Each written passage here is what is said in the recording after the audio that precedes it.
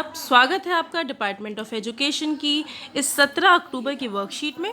जैसा कि आप देख सकते हैं वर्कशीट क्लास 10th के लिए है, एसएसटी की वर्कशीट है और आज हम पॉलिटिकल पार्टीज़ के बारे में पढ़ने वाले हैं। तो चैलेंज क्या होते हैं पॉलिटिकल पार्टीज़ के पास? तो बेटा सबसे पहले मीनिंगफुल चॉइस का एक चैलेंज है। चॉइस नहीं होती है उनके पास, इंटरनल डेमोक्रेसी नहीं रहती भाई, उनको क्या है खुद से वो कुछ भी नहीं कर सकते। लैक ऑफ ट्रांसपेरेंसी का लैक होता है, बिल्कुल सारा का सारा स्पष्ट रूप से नहीं दिखाया जाता। डायसेंट्रिक सक्सेशन, और ऐसा होता है कि भाई समटाइम्स एक के बाद एक वो सक्सेशन चलता रहता है वहाँ पे।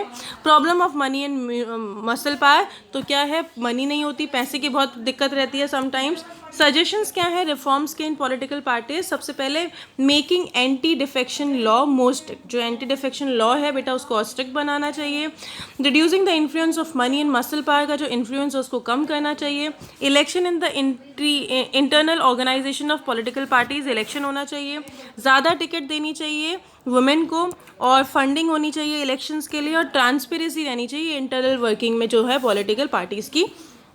क्वेश्चंस हैं इस पे बेस्ड, देख लेते हैं उनको भी। पहला है criminalisation is a problem in with Indian political parties, do you agree with the statement? Give examples in support of your answer. बोले क्रिमिनलाइजेशन एक प्रॉब्लम है पॉलिटिकल पार्टीज के अंदर, क्या आप अग्री करते हैं स्टेटमेंट से? और अपने सपोर्ट में आपको आंसर्स देने हैं। Yes, it is absolutely correct to say that criminalization is a challenge before Indian politics.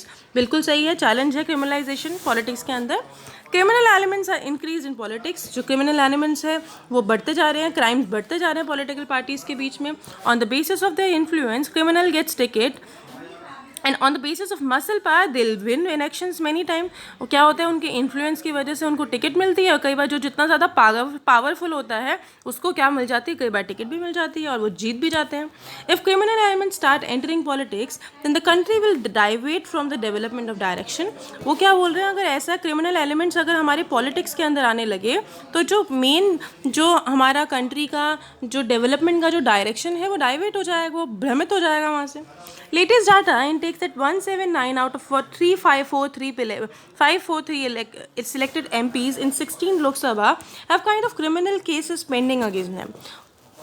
एक स्टडी हुई है 179 जो हमारे लेटेस्ट MPs हैं out of 543 they are criminal case में, मतलब कुछ ना कुछ है उनके ऊपर। सेकेंड क्वेश्चन है what are the major challenges of political parties in India? तो क्या क्या मेजर चैलेंजेस है, तो हमने ये पहले भी पढ़ा है।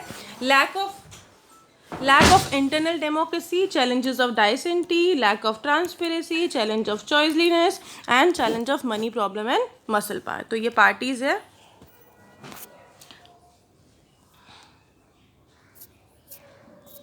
थर्ड क्वेश्चन था हम लोगों का बेटा, suggest some ways for the reforms of political parties in India. जो पॉलिटिकल पार्टीज हैं उनके रिफॉर्म्स के लिए हमें कुछ वेज दिखाने हैं, वेज सजेस्ट करने हैं। तो ये वेज हैं, थर्ड का आंसर है change of law should be made tougher. जो लॉ में जो चेंजेस आ रहे हैं उनको थोड़ा टफ बनाना चाहिए। जो कंटेस्टिंग होती है उस पर इलेक्शन पे उसको बैन करना चाहिए। पॉलिटिकल पार्टीज़ इंटरनल डेमोक्रेसी होनी चाहिए उनके अंदर। देयर शुड बी ट्रांसपेरेंसी, जो फंक्शनिंग होती है पॉलिटिकल पार्टीज़ की उसमें ट्रांसपेरेंसी होनी चाहिए। और 33% रिजर्वेशन होना चाहिए वीमेन के लिए। और गवर्नमेंट को इलेक्शन का जो एक्सपेंस है उसको बियर करना चाहिए, यानी कि उसका खर्चा उनको उठाना चाहिए। हिंदी मीडियम में देखते हैं इसी वर्कशीट को। राजनीतिक दल के बारे में हम पढ़ रहे हैं। राजनीतिक दलों के समक्ष चुनौतियां कौन कौन सी होती हैं? विकल्पहीन, उनके पास कोई चॉइस नहीं होती। आपराधिक तत्वों की घुसपैठ, बहुत सारे पॉलिटिकल पार्टीज़ के अंदर ऐसे लोग आ जाते हैं जिनके ऊपर कोई क्रिमिनल केस चल रहे होते हैं। वंशवाद की चुनौती, वंशवाद यानी कि पिता अगर पॉलिटिकल पार्टी में है तो बेटा भी बोलता है, बेटे का आना ईजी हो जाता है उस चीज़ में। एंड पारदर्शिता का अभाव, कुछ ट्रांसपेरेंसी नहीं रहती वहाँ पे, मतलब सब ऐसा है कि पता ही नहीं चल रहा कब क्या हो रहा है। और आंतरिक लोकतंत्र का अभाव, लोगों के अंदर जो काम कर रहे हैं उनके पास खुद की चॉइस नहीं होती, जो बोल रहे हैं उनको फॉलो करना पड़ता है। राजनीतिक दलों के सुधार हेतु कुछ सुझाव हैं जिनसे राजनीतिक दलों का सुधार हो सकता है। सबसे पहले जो दल है, दल बदल, ये जो कानून है इसको ख़त्म कर दो। ऐसे नहीं कि एक इस पार्टी में अगली बार दूसरी पार्टी में चला जाएगा, इस टाइप का कोई दल बदलू कानून नहीं होना चाहिए। जो आपराधिक प्रवृत्ति के लोग हैं उनको तो आने ही नहीं देना चाहिए यहाँ पे। राजनीतिक दलों के समय समय पर संगठित चुनाव होना चाहिए इनका। राजनीतिक दलों के अतिरिक्त कामकाज को भी पारदर्शी बनाया जाना चाहिए। महिलाओं को भी भाई रिजर्व होनी चाहिए उनकी सीट, प्रतिनिधित्व करने का मौका मिलना चाहिए, और चुनाव करने का जो खर्च है बेटा वो सरकार को उठाना चाहिए। फिर है आपराधिक भारतीय राजनीति के समक्ष एक चुनौती है, क्या आप इस कथन से सहमत हैं? उत्तर के लिए तर्क दीजिए। ये कहना बिल्कुल सही है कि आपराधिकरण भारतीय राजनीति के समक्ष एक चुनौती है। आपराधिक तत्वों राजनीति के बढ़ते आज जो आपराधिक तत्व हैं वो राजनीति में बढ़ते जा रहे हैं। वो अपने प्रभाव के बल पर अपराधी टिकट हासिल कर लेते हैं और बाहुबल के आधार पर कई बार चुनाव भी जीत जाते हैं। अगर आपराधिक तत्व राजनीति में आने लगा तो देश विकास की दिशा से भटक जाएगा, विकास नहीं हो पाएगा देश का। भारतीय राजनीतिक दलों के समक्ष प्रमुख चुनौतियां कौन कौन सी हैं?